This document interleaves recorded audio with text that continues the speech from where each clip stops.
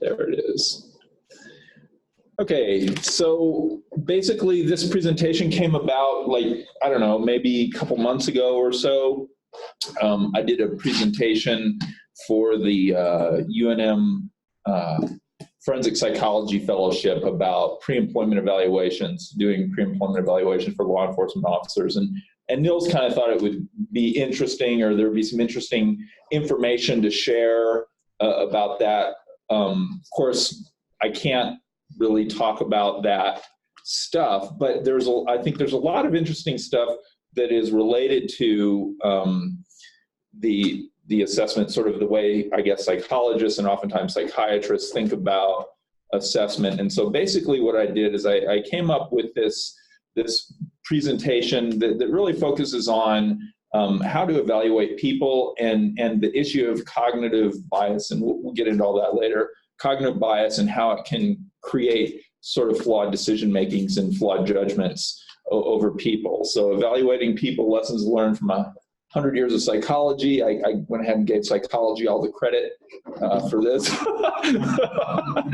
Though I think other people have played a role, right? So here's a learning objectives briefly. We're going to talk a brief history of psychological evaluations. And this is stuff that I'll discuss. System 1 thinking and the creep of unintentional bias. And then I'll review some selected cognitive biases. We'll talk about that. And then structured thinking and improved decision making. And I mean, please feel free to jump in with any questions at any time, because I just ramble.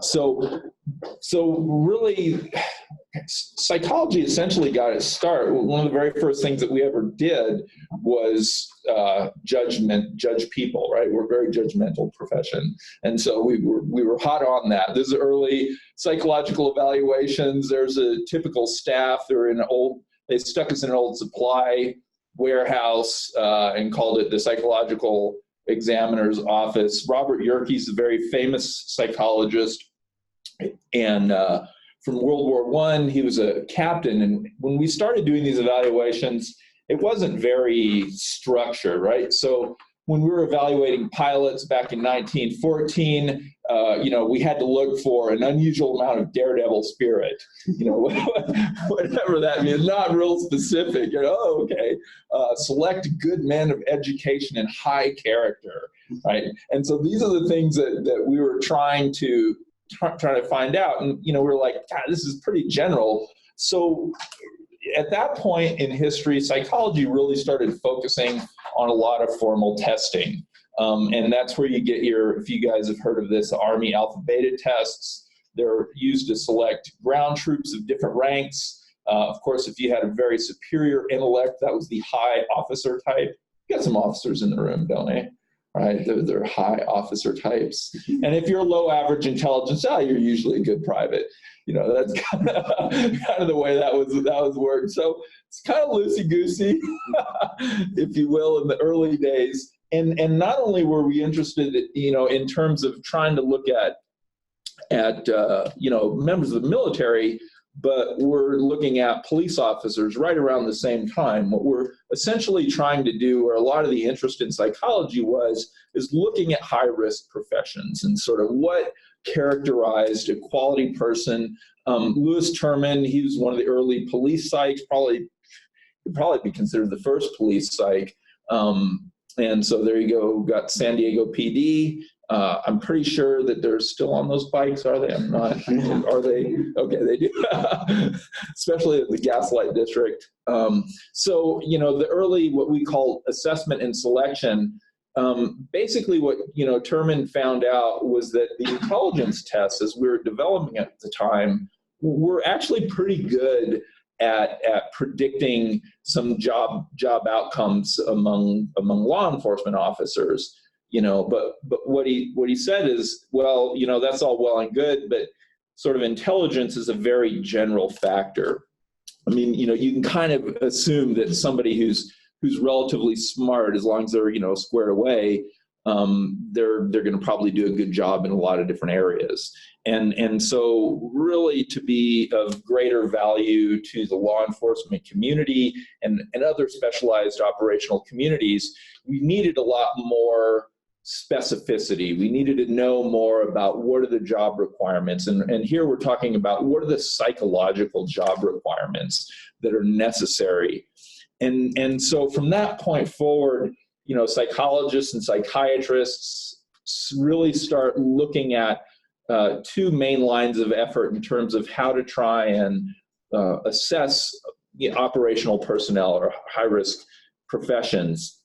One of those is multi-method assessment, which includes the psychometric testing, which is basically all the stuff that I can't discuss, because as you can see, Charles Darwin, building a better mousetrap merely results in smarter mice. So you find that a lot. It's interesting when you do pre-employment evaluations, you have applicants applicants are the mice in this. Exactly, who tell you like, this is the test that you're, oh, I recognize you took this test or you used this test, and you know, all kinds of stuff. It's kind of funny. There's a lot online that, you know, attempts to sort of help people through that process, getting past the psych. And so it's, you know, so we kind of keep that close to the chest. And then the other one is structured interviewing, right? So instead of looking for, you know, somebody with an exit or with a sufficient amount of daredevil spirit, you know, we're kind of doing what are typically referred to as job analysis. You know, and again, I'm referring to like psychological job analysis. What are the demands of policing? Or what are the demands of whatever operational environment that you're talking about? And so the main thing with structured interviewing or structured thinking is that it helps to at least reduce, hopefully eliminate various cognitive biases we'll discuss through the consistent disciplining of an otherwise undisciplined, emotional, and irrational process of forming judgments. So really what it, you know, I mean, I know that sounds like kind of a mess, and honestly, you know, if there's a couple of things that psychologists know about people is that our memories are pretty terrible, even the people who are the best at memorizing things, and our thought process is pretty slipshod. You know, I mean, that doesn't mean that we can't do a good job in thinking. It's just that 95% of the time, what we do is we're more often sort of going with our gut intuition or how things feel or what's our first impression, and then we develop a story around that initial impression that will justify that. You know, and so that's kind of a general idea of what biases do and how they negatively impact us. Now, the cognitive bias, even though it can produce these types of systematic errors in thinking, it's not something that you would want to eliminate completely from, you know, the human repertoire of thinking. So cognitive biases are generated by what are called heuristics. Those are simply mental shortcuts. So basically, the world is way too complex a place to sit down and rationally, you know, analytically think about every decision that we have to make. You know, before we look at a chair, to analyze the chair for structural integrity and estimate our weight and the chair's load-bearing capacity. I mean, you know, you kind of get the picture. We just couldn't survive. And so what we develop is these mental shortcuts that helps us make quick judgments. And more often than not, they're good judgments. I mean, they work most of the time because they're not just like random things that we've come up with. They're the things that our parents have taught us. They're the things that we've learned through experience. And in terms of professionals, they're the things that we've learned through extensive training and repeated training. And so they help us, you know, I mean, especially in a crisis situation, you know, whether it's a physician in the emergency room or an officer responding to an emergency on the street, it allows you to function rapidly in a dynamic situation. Now, of course, the problem is, and they use this a lot in aviation, they call it the Swiss cheese model of accidents, or mishaps, as they like to call them, is is that despite multiple layers of safety, so you think about many slices of Swiss cheese that all have holes, right? So in aviation, there's multiple levels of safety with every procedure, but sometimes all those holes line up, and then you have catastrophic results. And the same thing can happen in our decision making. And you know, one of the interesting things is that because we have so many experiences with basically doing slipshot work and getting away with it, that we're not always terribly motivated to kind of slow down and think through. So we jump to World War II. So the beginnings of what is recognizable as sort of modern suitability evaluations and structured interviewing in the context of operational or high-risk professions comes about with the Office of Strategic Services. Basically, they're the precursor, you guys are probably aware of this, they're the precursor to the CIA. And so the book, and you can read this book, actually, it's quite entertaining. I think it is, but I'm a huge nerd. But it's called The Selection of Men, Selection of Personnel for the Office of Strategic Services. And you can get it online and read through it and see. Interesting, because it was all, of course, this was all top secret information throughout the beginning of World War II and into it, and it's only late and it ended up being published. One of the funniest things about it is the guy goes on and on and on. He's just dumbfounded that psychologists and psychiatrists are cooperating. And he spends 3 or 4 pages, talking about their shared patriotism and their collegiality and everything, and trying to explain why psychologists and psychiatrists are cooperating with one another.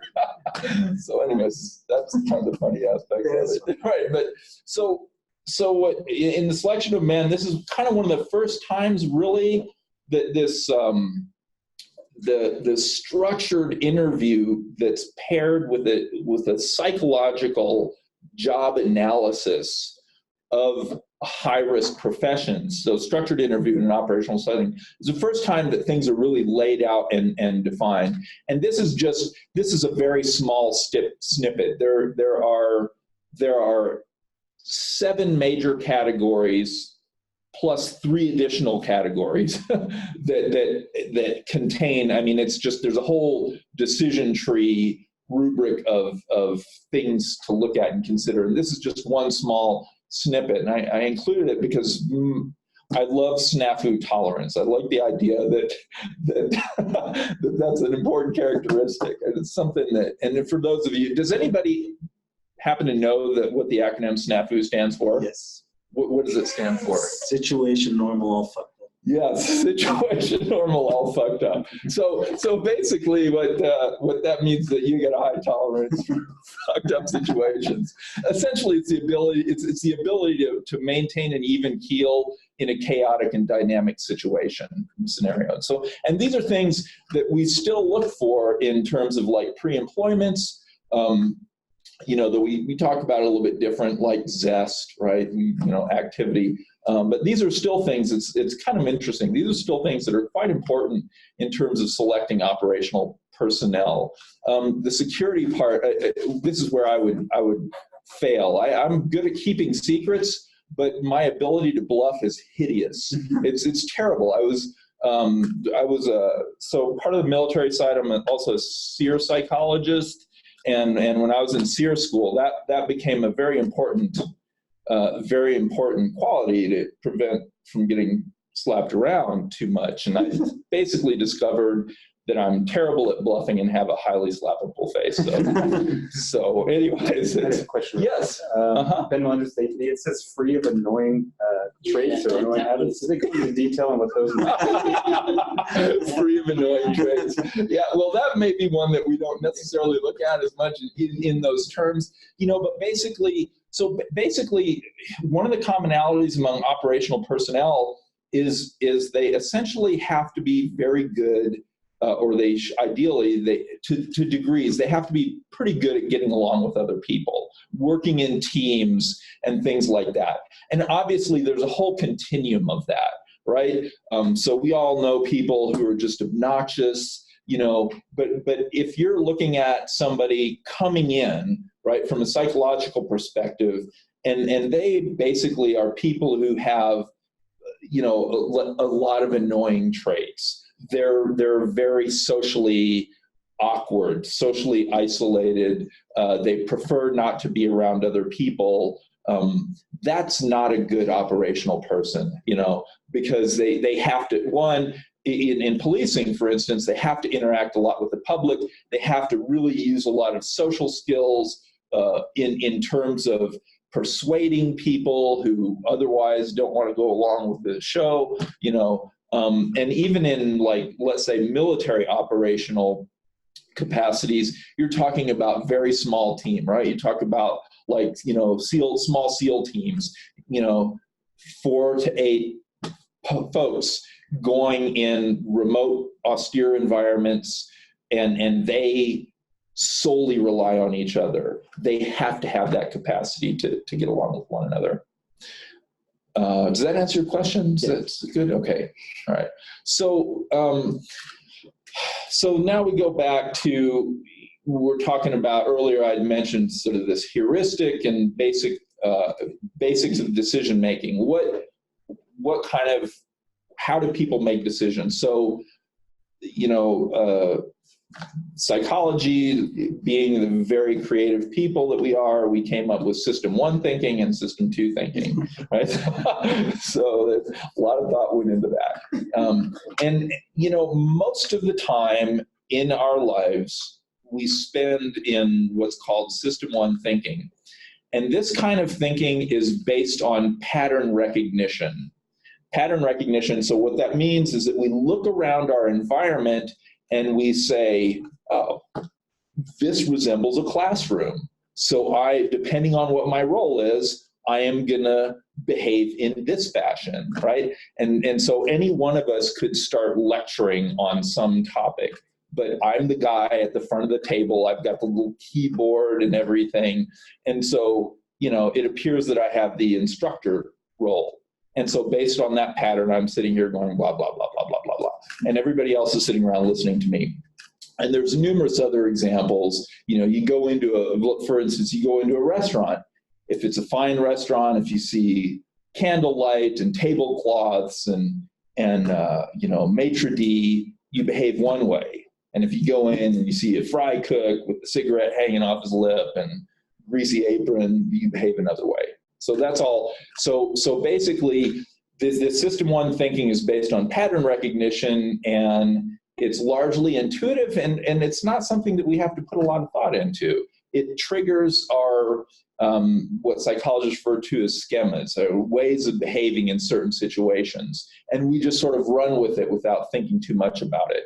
The other kind is system 2 thinking, which is analytical, rational thinking. It's deliberate and under conscious control. So when you think about somebody who is, I don't know, a mathematician working on a problem, or a mechanic, repairing a transmission, they're going through, it's not to say they don't have mental shortcuts that facilitate the job, but they're being thoughtful about what they're doing, unless you have a terrible mechanic.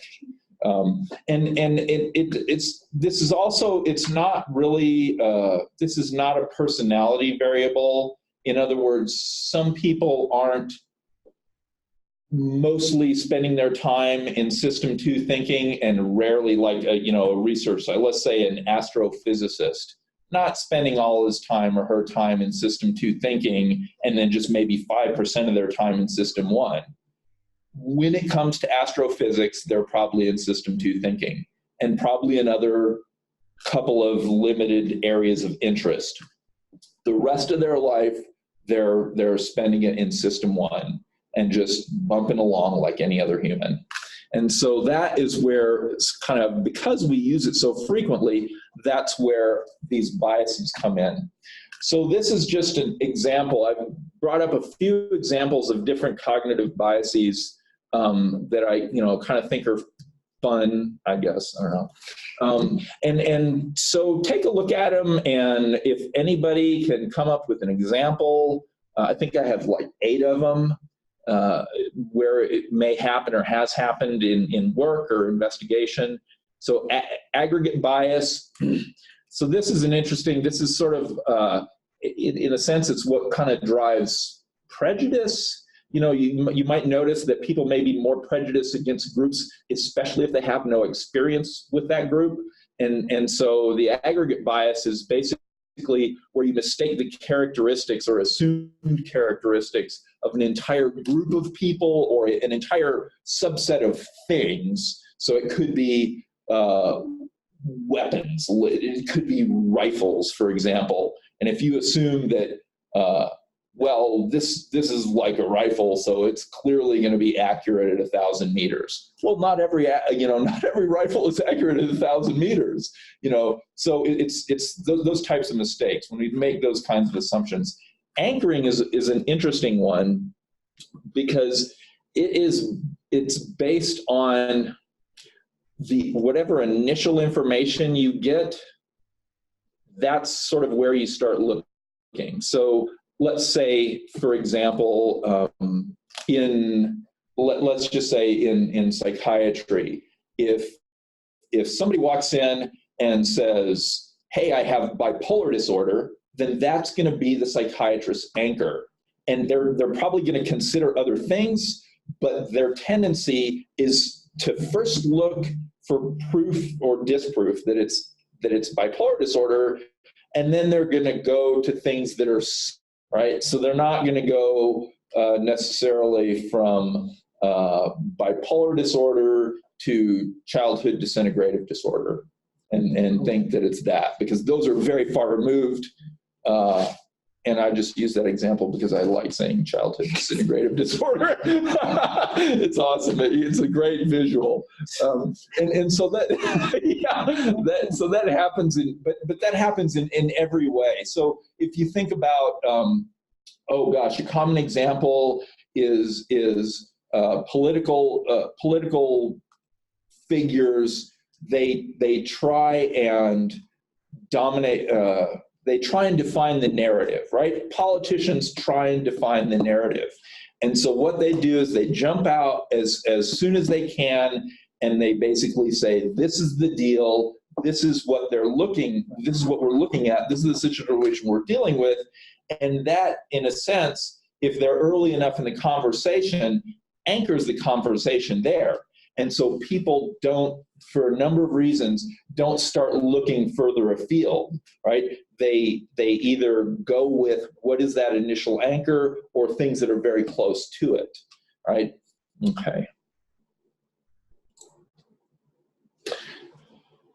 Availability bias is basically, it's a tendency to put more weight on information that comes to mind more easily, and then putting less weight on things that don't come to mind as easily.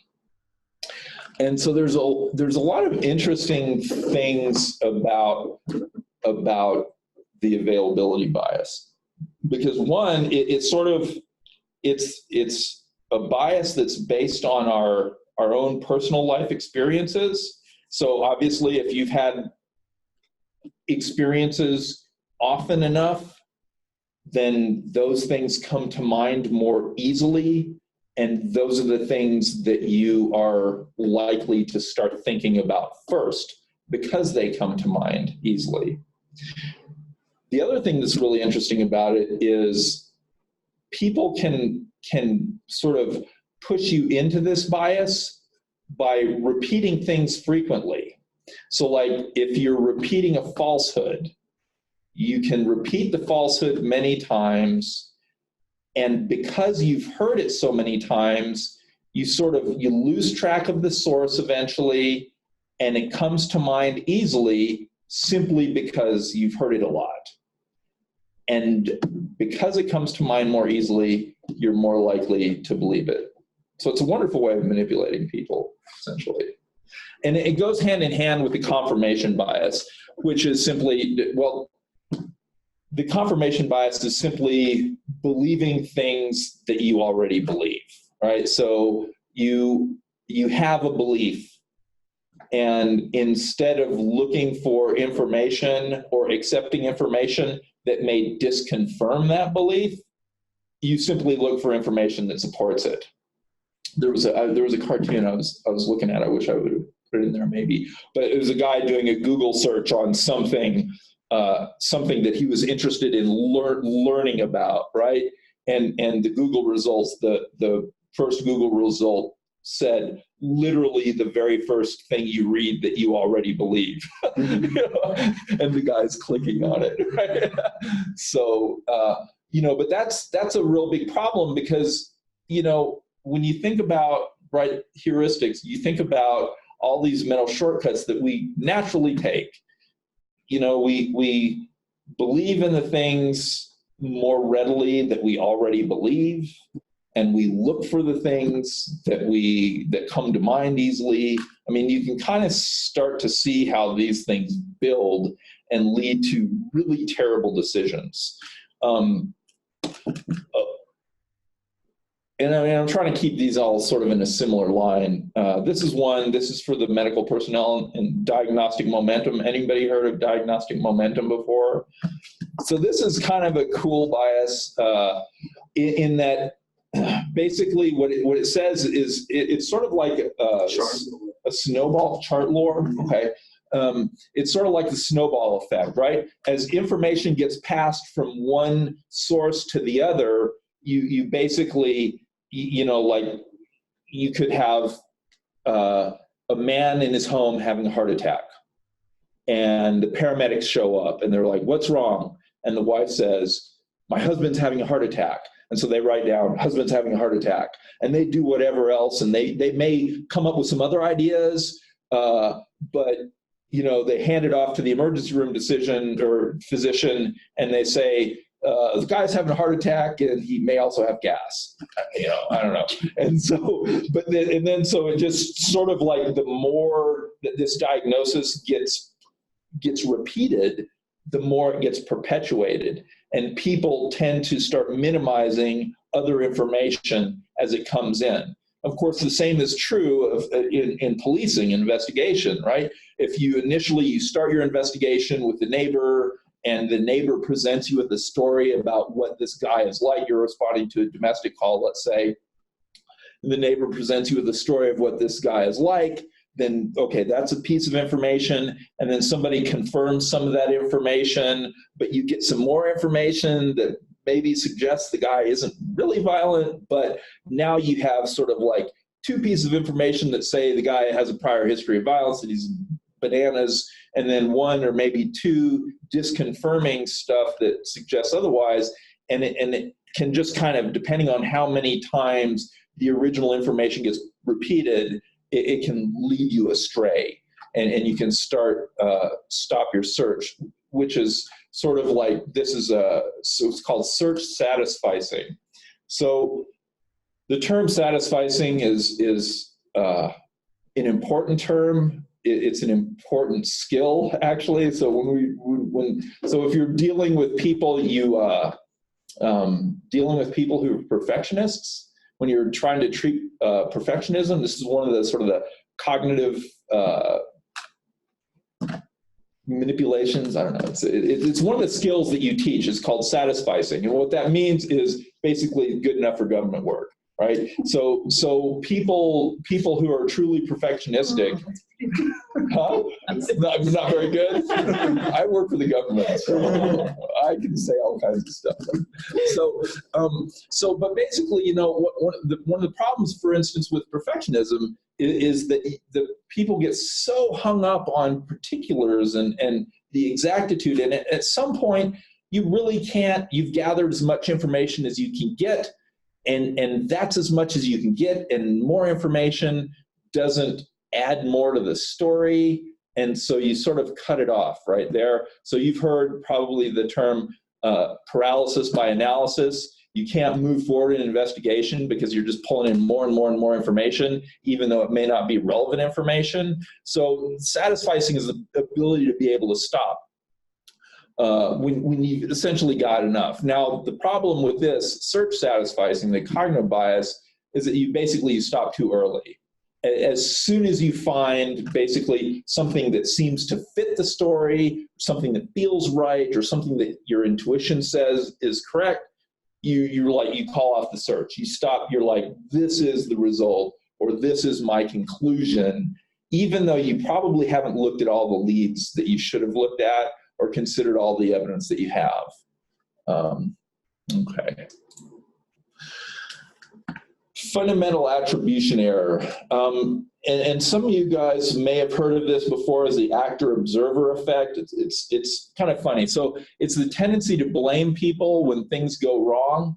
So if something goes wrong in somebody else's life, we tend to blame that individual, right? They're an idiot, or they have poor character, low character, they don't have enough daredevil spirit, whatever the case may be. The problem resides within them and not the circumstances. And so what we do is we fail to look at the kind of the circumstances around the situation, right, around the investigation, and we just look at the people involved or the central person involved. And you can miss a lot that way, obviously. Now, interestingly, when it refers to us, if there's a problem, we're more likely to look at circumstances and say, well, I don't know, I gave a terrible presentation because, I got hit by a car on the way over here. I just had a lobotomy and I'm trying to adjust, whatever. We look at those things, but if something positive happens, then we take credit for it. So like if I'm like, oh yeah, I got $1,001,001 in my IRA, and I leave out, I'm like, aren't I savvy? I leave out the fact that I inherited $1 million, right, 20 years ago, and now I have, which is horrible, right? So that's kind of what that whole process is. And so when we're investigating things or we're looking into problems, it's important to be aware of that, right? Because we kind of talk about putting the issue in context, right? Viewing the entire context of the situation. Multiple alternatives bias was kind of interesting in that a lot of times when you're chasing down leads or you're trying to solve a problem, right away, sort of a couple of possibilities will emerge, right? Oh, it could have been this or it could have been that. And so you spend some time mulling over those two possibilities. Essentially, those are your two choices. And then, later on, maybe you've got a partner who's working further, another division who's working further on the problem, working further on the investigation, and they come up with 3 more possibilities. Say, hey, did you think about X, Y, and Z? And you kind of take them in, but you've been spending a lot of time and energy thinking about possibility A and B. And so you're far more likely to just discount the other 3 new possibilities simply because you haven't spent much time thinking about it. You got multiple choices, and it may be more choices that you can handle. And so you're just like, I can't deal with this many choices. I'm going to just stick to my original 2, which could be completely wrong. Okay, I think these are the last 2. Posterior probability error. That one just has a really good name. So this is unusual. This is one you almost never hear about. So basically, if you're presented, let's say you have either a patient or you have a subject, right? Somebody. That's a bias? I thought that's just how you're supposed to do things. Oftentimes it is. Yeah. You're right. Let me take that off. So let's say, for example, you have a patient who's always coming in. They're always presenting to the emergency room with headaches. I was about to say hemorrhoids. That would have worked as well. But with headaches, or you have let's just say you have a patient presenting with headaches, emergency room, right? 6 times in a row, headaches. They're all diagnosed with headaches, and they have migraines, they've been diagnosed with issues with migraines, and so they come in the 7th time, you look at their chart, and take their history, and they're like, oh, migraines, because this is what has been all the time. Well, it could be like something like the subarachnoid hemorrhage, not a hemorrhoid, subarachnoid hemorrhoid. That would be terrible. In other words, it could be something else that's just, catastrophically wrong, but because this person is presented to you in a similar way multiple times, and of course this happens with, in policing with perpetrators that you're used to seeing, right? Is the guy on the street who's always panhandling, whatever, things are going on, you see the same presentation time and time again, and you see it for a 6th, 7th, 8th time. Oh, we know this guy, this is probably what's going on, and you sort of stop right there, right? It's that, it's that sort of that satisfying, this fits, without really doing a full investigation. Is anyone familiar with the Willie Sutton? The Willie Sutton story, his bank robber? Why do you rob banks? So the lore is Willie Sutton, he's bank robber, he's in trial. The lore is that the judge asked him, why do you rob banks? And he says, because that's where the money is. Actually, I was reading in this one article, it was actually a journalist who did that. A journalist who was covering the story did that. But anyway, so the bias is based on looking for the obvious and then failing to look for other less obvious alternatives. So what is it? There's this one saying, if you hear hoofs, the first thing you should think of is horses, not zebras, right? So obvious. I mean, it seems like pretty common sense, but at this point, you kind of get the picture, right? It is that there's a lot of problems with going with our first impressions. Yeah, I mean, Yes. You mentioned, this is Niels Rosenbaum. I think medical training has sort of had these biases baked in. We're taught, don't look for zebras. Right, exactly. Teach us that explicitly. And past history, and that's probably what it is. Like, okay. and the crazy thing is, it probably is what it is. I mean, that's a high probability. But the thing is that you have events that are low probability events, but they occur. Yeah. So we, in a sense, we're lulled in, and this is what, why are we so vulnerable to these things, and sort of what triggers them? And I think about, how do you guard against it? Because I'll sort of mention this, but one of the ways that you sort of guard against, it's referred to as de-biasing. What's one of the ways that you de-bias or guard against these is simply being familiar with cognitive biases. And so in my mind, I'm not that smart. I am not going to maintain this massive list of biases in my head. And like every time I'm, trying to solve a problem, I'm like, all right, am I doing a confirmation bias? Am I doing set and slip? Am I doing, all this type of stuff? And so I think, what is a trigger? What is kind of a valuable trigger? Well, there's a book actually, and I bring it, I don't know if anybody can see it, but Thinking Fast and Slow by Daniel Kahneman, and he's a social psychologist. And one of the main things that, well, he talks about a lot of things, very, very thick book, very scholarly. But one of the things that he talks about a lot is cognitive ease. And cognitive ease can be thought of as just feeling mentally relaxed. When you get information, you're like, this just feels right.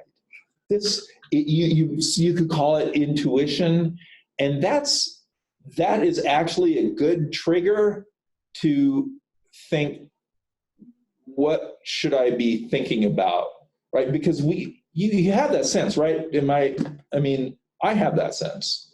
When I hear some news and then I'm like, oh, okay, this is familiar. When you have that sense of ease or familiarity, then that's when you can literally feel system one thinking exerting itself.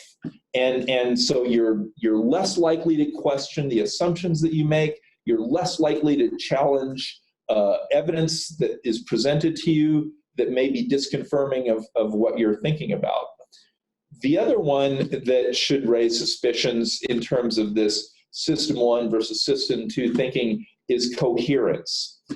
The brain, the human brain, I don't know, the mind, is essentially what we will refer to as a sense-making machine. Its primary responsibility in terms of our daily functioning is to make sense of the world. And we actually don't have much control over it. It's kind of surprising. If you ever do like mindfulness exercises, you try and do that mindfulness meditation where you slow down and you observe your own thoughts, and then you quickly discover monkey mind. That's a term that's often used, that your mind just jumps from one subject to the other, and you're sitting there going, I'm breathing in, I'm breathing out, I'm breathing in. Did I do the laundry? Oh no, I got to get back to my breathing. I'm breathing in, I'm breathing out. I think my wife is cheating on me, right? Or whatever, things happen. And so your brain is constantly reaching out in the world to try and make sense of things. And so what happens is with the coherence thing is that when we're presented with a story that sounds right, it just kind of feels right, things fit, we're way more likely to believe that because it starts fitting our story. Right. So earlier at the beginning, when I talked about this idea that a lot of the decisions that we make in life are kind of emotionally based, they're sort of like, it's not like we weigh all the evidence and we think things through and then we reach a conclusion. It's more like we feel, we lean in one direction, we feel this is right, we feel this, and then we build a coherent story around that feeling to therefore allow us to think that we're rational humans, which unfortunately we're not, unless we really try hard. And so this is what trying hard looks like, right? How to combat overly biased system one thinking. So we're back to this, in the beginning of the discussion or the lecture, diatribe, whatever, we're back to this structured interviewing, this whole idea that it's better to sort of in operational, let's say operational settings, it's better to do a psychological job analysis and figure out what we need, what is important for personnel to carry out these types of things. And this is not unique to psychology or psychiatry. It's used, all kinds of people use this stuff. So there is structured clinical interviewing, that's as clinical as it says, used by psychologists, psychiatrists, other physicians, nurses, medical personnel all over. Job interviews, if you're ever an HR professional, they're always, unless they're terrible, they're always going to advise that you do a structured job interview. Not only does it produce better interviews, but it helps avert some legal consequences of treating applicants disparately. In law enforcement, there's various models of structured approaches to intelligence analysis. Anybody here do that? Do use structured approaches to intelligence analysis, or ever work counterterrorism or anything like that? So, okay. Probably in gang situations, whatever. Anyways, even the military, right? There's always the joke, military intelligence is oxymoron, right? So there is actually a military decision-making process. If any of you in the audience are or have been military officers, your stomach is probably churning at this point. You're like, oh my God, I never thought I'd have to hear about MDMP again. And don't worry, I'm not going to talk about it. And again, so these are the kind of the structured approaches, but for real-time dynamic decision-making, evidence suggests that the best approach is debiasing, and to debiasing is this familiarization, which fortunately you've just had. So here's some examples of, so this is the law enforcement example. A little bit later, I'll show you the book, cover of the book that I got this from. but this is called the key assumptions check, right? So this is an example of what this would look like, for example, in law enforcement. So you review the current intelligence line on an issue. Whatever kind of information is coming in, you review it all, and then you articulate assumptions that are accepted as true in order for the analytic line to be valid. And so what that means is that you look at all the evidence, and then you write out or you talk out what assumptions have to be true for my conclusions to be valid. Because whenever we reach conclusions, there's always assumptions behind those conclusions, and we don't often articulate them. And sometimes they can be nonsensical, right? I think this guy is innocent because, he's wearing very expensive pants. Right? I mean, maybe that makes him more guilty because he's wearing really expensive pants. He's been, selling a lot of stolen goods or, whatever. But the thing is that we have assumptions. The conclusions we reach have assumptions behind them, and they're not often articulated out loud. We just kind of run with them unconsciously. And then once you have that laid out in front of you, you challenge those assumptions to test for the validity. So in other words, you think about, is this an assumption? Is this accurate? Does this have anything to do with anything? Is it relevant information? So is this a valid assumption? And basically what you start doing is you start peeling away at the assumptions that underlie your conclusions, and you really sort of tighten up your evidence, and that kind of moves you in a probably what's likely to be a more accurate direction instead of pulling you all over the place. And then you consider under what you're left with. You consider, this is kind of the final step, consider under what other conditions these assumptions might not hold. So you're left with some pretty solid assumptions that lead to a pretty valid conclusions, but then you're still not done. You sort of have to do that, think outside of the box or play the devil's advocate, and think about, well, what are some other circumstances that I'm probably not considering where these assumptions don't hold? Of course, if the assumption doesn't hold, the conclusion is probably inaccurate. And if you're sort of hitting rock bottom at that point and being like, this assumption wouldn't hold if we were in an alternate dimension, but we're not, so, and if we are, there's nothing I can do about it, so I might as well run with this, and so you start whittling away at it. Now here's an example. This is kind of a forensic psych example of a clinically oriented structured interview. If you go to the website Static 99, right? The Static 99. Did I put that? I don't think I put it on anywhere. Anyways, it's currently in the version Static 2002R revised, and 2002 is the year. We didn't do such a terrible job with the 99 that we're now in iteration 2002. Right? So, but this is a structured forensic interview that helps clinicians determine the risk of reoffending among male sex offenders over the age of 18.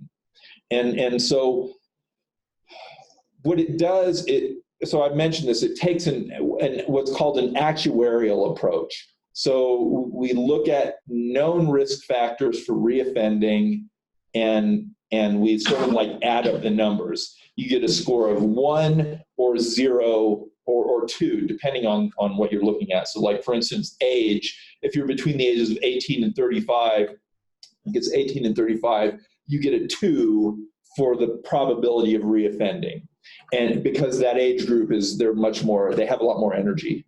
Right? Right by the time you get into your 40s and 50s, like myself, you just you can't be bothered, right? And so, but anyway, so it gets scored up on a scale, and based on the number of that scale, there's a little thing that says, how likely you are to reoffend. And this seems kind of, I don't know, maybe a little bit cookie cutter, but really this is a much better approach, because we talked about cognitive biases, some of them, but if you just do a clinical interview, just sort of even a semi-structured interview, and you ask the same questions, you're also, just as a human, you're going to be struck by the person's general likability. how good are their social skills, or, I mean, and for those of you who think that you might not find yourself liking a sex offender, have you ever seen the show Dexter? Have you ever seen Dexter? So you find yourself siding with a serial killer? I mean, he kills other serial killers, so what's the harm, right? But I mean, he's kind of a likable guy. He's kind of affable, and you're not like going, oh my God, this is a horrible. Well, maybe you are. But I mean, you can be influenced by that. You can be influenced by attractiveness. These fall under what's called the halo effect. You guys heard? Yes. Did you ever see the movie Moneyball? Has anybody seen that? Yeah, there's a lot of that in this, where they're choosing baseball players on, he's got a good-looking girlfriend, and that's how they choose the players, and this guy introduced sort of database. The database choices, yeah. But that's very naturally how we do. That's the whole idea of, sometimes it's called the halo and horns effect, or the halo effect, but basically, if somebody has one positive attribute, you assign them many more positive attributes that they don't necessarily possess. So that's why you have, Fran Tarkington selling pantyhose. I mean, what on earth, but he's a great football player. He's really, so of course he could tell us things about pantyhose. I don't know, but that's how you get that is essentially this is how people approach the world, and I mean there's some like evolutionary reasons for it. For example, people who are highly attractive, we also assume that they're healthy, so they're liable to be a good mate, good providers because they look fit and healthy, and yada, yada, yada. And so we're kind of primed to do that. And so something like the static just does, these are known risk factors. We know for a fact that if somebody falls in these categories, their chances of reoffending is way higher. And so it ends up being a list of that. Okay, so that's essentially, pretty sure that's the end of my presentation. This is the book I was telling you about, Dealing with Uncertainties in Policing Serious Crime. I don't know how you guys feel about Australians, but it was published by the Australian National University. Maybe American policing is like radically different, and they don't have anything to tell us. But there's a good chapter called Understanding and Managing Bias that's really, and this one too, as I mentioned, you can Google it free online, get the PDF, and read it, and not have to pay those Australians dues to get their comeuppance. So, any questions?